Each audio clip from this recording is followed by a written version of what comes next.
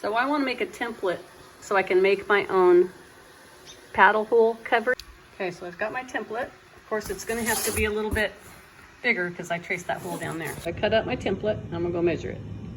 Small, so I'm going to go with another piece of cardboard and make it about another, I don't know, maybe 1/2 inch, maybe 1/4 inch bigger on each side.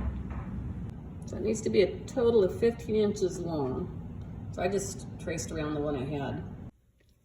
I got one corner that looks pretty good. So if I can duplicate that right there, I think I'm good. So I just took that, folded a piece of cardboard in half, took my template, folded that in half, and then traced that side, and then turned it over, matched up, and traced that side, and then I'll cut that out, and that should do it.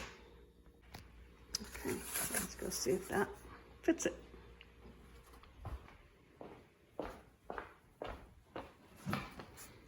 In theory, it should. It's close. All right, now keep hammering away at it until I get it just right. All right, I took a little finessing, but I think I got it. Now, I just have to trace that onto my cutting board and cut that out. This is the 12-inch cutting board I got from Walmart. Using a scroll saw and a drill. Making a test run before I cut out the good one. Gonna use hand grinder to grind off the rough edges. Okay, it's coming along. I took the grinder and ground around the edges, and then I took the putty knife because it kind of like melted. So I took the putty knife to scrape the melted edges off. Then I used a sanding block to sand off the fine point, and I think I got it. I'm gonna test it out. Yeah, don't forget your PPE. I have plastic shavings everywhere.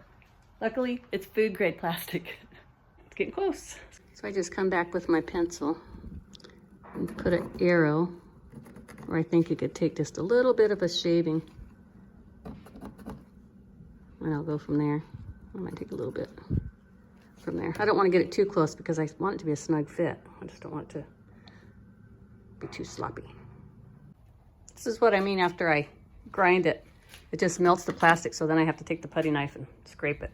You can't do it with one hand. Well, I guess I can do it if I do it hard, but it just comes right off like that. And then I sand it down a little bit. Wow, I think that's it. That's level. All right, cool, I got it. So I'm gonna give credit to the YouTuber Reelgrandpa for building his pedal drive cover and giving me inspiration. He's the one that suggested using a cutting board. So thank you, Reelgrandpa, for inspiring me to create my own instead of spending 80 bucks at Real Yaks website to buy one. Rummage around through the nuts and bolts bin and find something that fits in the little recess there. And then pencil around the nut head so you can use a Dremel tool or a drill, whatever you got, to cut that little notch out so this will sink down flush. Then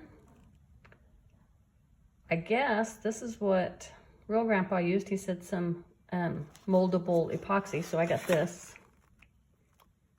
It's epoxy putty. It's a mouthful. I'm just gonna wad that up and stick that on there and then let it harden. And then once these are recessed, they'll fit down in there. So when I turn that, it'll be locked in. And that'll be locked in place just like the pedals. All right, let's go notch these out. Notched out those. Using my wood carving tools that my son got me for Christmas. Thank you, Colton. Okay, so the epoxy's on there. It takes, I don't know, 15-20 minutes for it to set up. But I did drill some holes in it so I could press the goop down in it so it has something to hold to. I also took a wire brush and kind of roughed up the surface before I put the epoxy on there. My finished product. That works pretty good. The epoxy got hard. I put a little latch on there to take it in and out. And it closes on both sides. It doesn't hold water out, but it holds things from falling through the hole when you don't have the paddle in. And as always, I hope this video was helpful, and thanks for watching.